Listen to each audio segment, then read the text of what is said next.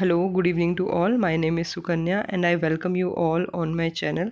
तो आज जो है हम paper 5B BEd second year health physical and yoga education करने वाले हैं। उसका यूनिट 2 का एक बहुत इंपॉर्टेंट टॉपिक है, दैट इज़ फर्स्ट एड। तो वो आज हम कवर करेंगे। मोस्टली जो है हम थोड़ा की पॉइंट्स में कवर करेंगे, इलेबोरेट आप खुद कर लेना, मैं बस समझा दूंगी सो दैट आपके लिए ईजी हो जाए। इसलिए मैंने ज़्यादा पॉइंट्स नहीं लिखे हैं कि अब एग्ज़ाम बिल्कुल पास आ रहे हैं तो रटने का टाइम नहीं है। एक बार समझ लिया तो you can elaborate the points in the exam. So okay, let's get started. पहले हम मीनिंग देखते हैं फर्स्ट एड का मतलब क्या होता है।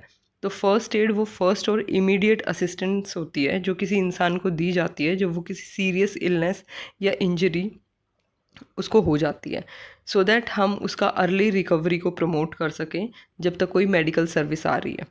सबसे पहले फ़र्स्ट एड जो है 1877 में इस कॉन्सेप्ट को इंट्रोड्यूस किया गया था with the formation of Saint John ambulance association of England.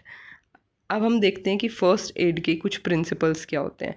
देखो, फ़र्स्ट एड किस लिए दी जाती है कि पहली चीज़ तो रिमूव कर सके cause of injury. For example, अगर किसी का कार का एक्सीडेंट हो गया और वो बंदा उस कार के अंदर है, तो कारण को पहले हम इंजरी के कारण को रिमूव करेंगे, मतलब सबसे पहले हम उस बंदे को उस जगह से निकालेंगे।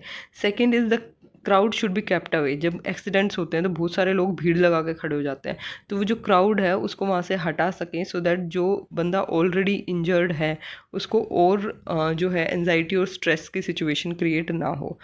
Third point is first aid जो है not to take place of doctor. मतलब जो फर्स्ट एडर होता है उसको ये ध्यान रखना चाहिए कि वो डॉक्टर नहीं है, वो जस्ट एक फर्स्ट एड देने वाला है, तो उसको डॉक्टर की जगह नहीं लेनी चाहिए। Then the next point is to stop bleeding immediately. अगर उस इंसान को जिसका एक्सीडेंट हुआ है अगर उसको ब्लीडिंग हो रही है तो सबसे पहले काम होता है कि हम ब्लीडिंग को रोकें।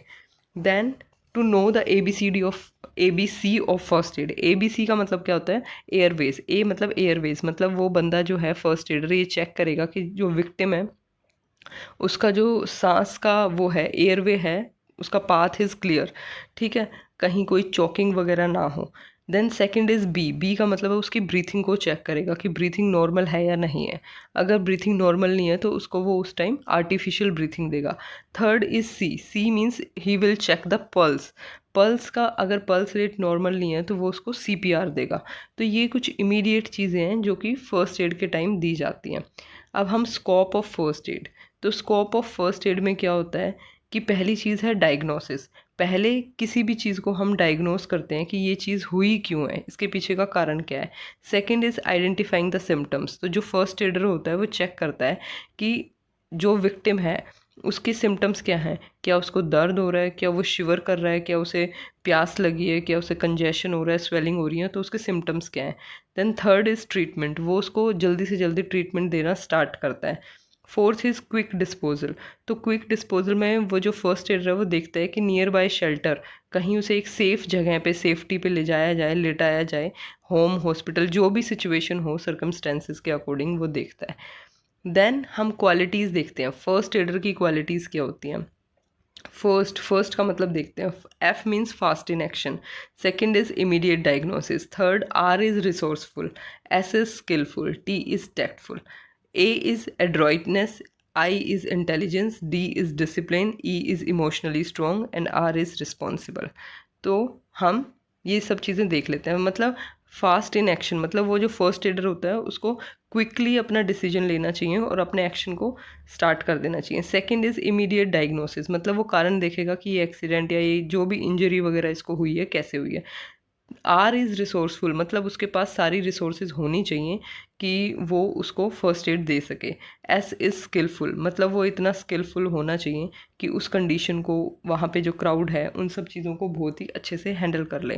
T इज़ टैक्टफुल कि बहुत ही टैक्ट से अच्छे से वो उसको केस को जो है रिजॉल्व करे, जो विक्टिम होता है उसको काम डाउन करे कि भाई सब कुछ ठीक हो जाएगा, ठीक है। A is एड्रॉइटनेस। एड्रॉइटनेस का मतलब होता है कि वो क्लेवर होना चाहिए, थोड़ा चालाक होना चाहिए कि आसपास के क्राउड को हटा सके और अगर उसको कोई बाय स्टैंडर्ड से ही जो लोग वहाँ खड़े हुए हैं उन्हीं से हेल्प लेनी है तो उनसे ले सके।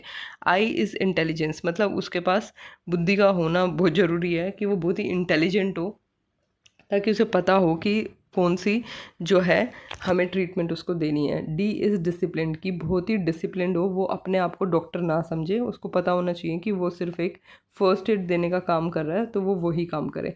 ई इज़ इमोशनली स्ट्रॉन्ग, मतलब एज फर्स्ट एडर ऐसा ना हो कि किसी को खून को देख के खुद ही वहाँ पे बेहोश हो जाए। इमोशनली वो बहुत ज़्यादा स्ट्रॉन्ग होगा, तभी वो विक्टिम को भी स्टेबल कर पाएगा। आर इज़ रिस्पॉन्सिबल, मतलब फर्स्ट एडर को रिस्पॉन्सिबल होना चाहिए कि अगर उसने केस अपने हाथ में लिया है तो जब तक उस विक्टिम को फर्स्ट एड नहीं मिल जाती या उसको प्रॉपरली हॉस्पिटल नहीं पहुंचाया जाता, उस केस को पूरा हैंडल करे, ना कि बीच में ही छोड़ के चला जाए। अब हम ड्यूटीज़ देख लेते हैं फर्स्ट एडर की। फर्स्ट एडर को सिचुएशन को इवैल्यूएट करना आना चाहिए कि जो भी चीज़ हुई है वो कैसे हुई है या क्या हुई है। Second is providing initial care, तो मतलब उसको जल्दी से जल्दी, अगर ब्लीडिंग हो रही है, चोकिंग हो रही है, कंजेशन हो रही है, जो भी विक्टिम को हो रहा है उसको स्टार्टिंग में इनिशियल केयर उसको दे। Third is communication with the injured, मतलब अगर जो बंदा इंजर्ड है अगर वो अपनी कॉन्शियसनेस में है तो पहले उसको अपने आप से इंट्रोड्यूस करवाइए कि भाई मेरा नाम ये है और मैं आपको फर्स्ट एड देने आया हूँ और अब आप बिल्कुल ठीक हो जाओगे, don't worry. Then fourth point is monitor the injured person, मतलब वो जो इंजर्ड पर्सन है उसकी breathing rate, pulse rate, body temperature, इनको टाइम टू टाइम चेक करता रहे। जब तक वो हॉस्पिटल में बंदा पहुंच रहा है उसका बार बार वो चेकिंग इन सब चीज़ों की करता रहे।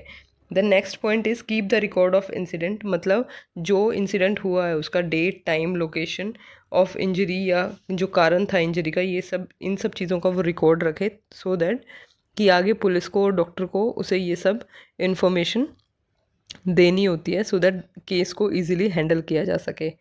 अब हम नेक्स्ट देखते हैं, to remain in his limits, मतलब वो अपने आप को डॉक्टर ना समझे, अपने लिमिट्स में रहते हुए ही काम करे। Seventh point is keep the environment peaceful, मतलब पूरे एनवायरनमेंट को पीसफुल रखे, जो वहाँ पे क्राउड होता है उसको वहाँ से डिस्पर्स करवा सके इजीली, और वहाँ पे अगर उसे किसी की हेल्प लेनी है तो वो ले सके उनसे। सेंस ऑफ रिस्पॉन्सिबिलिटी उसके अंदर होनी चाहिए कि अगर उसने किसी केस को लिया है तो वो लास्ट तक उस केस को हैंडल करे। देन प्रिवेंट इन्फेक्शन, तो फर्स्ट एडर को पहले विक्टिम को या इंजर्ड पर्सन को टच करने से पहले ग्लव्स पहनने चाहिए, उन्हें सैनिटाइज करना चाहिए, सो दैट कि हम फर्दर इन्फेक्शन को रोक सकें। सो बस यही था इस वीडियो में। Thank you for watching the video. अगर आपको वीडियो अच्छी लगी है तो प्लीज़ लाइक, शेयर, सब्सक्राइब करना ना भूलें।